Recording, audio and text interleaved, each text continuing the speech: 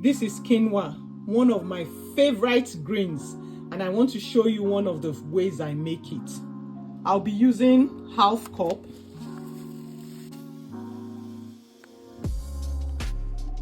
First thing I'll do is wash it very well, rinse it. This is my rinsed quinoa. Now time to cook. Pour it inside your pot. Remember, we are using half cup of quinoa. Then you add 2 full cups of liquid because it swells a lot. I'm using amino. You can use plain water or whey. Cover it and let it boil. You can see it's already boiling.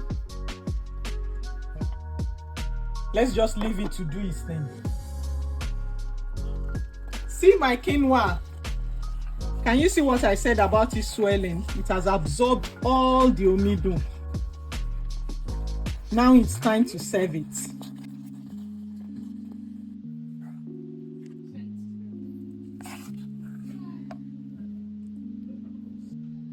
Date powder, mixed seeds, mixed nuts, 2 spoons of that because I love it. Whole milk. Time to eat.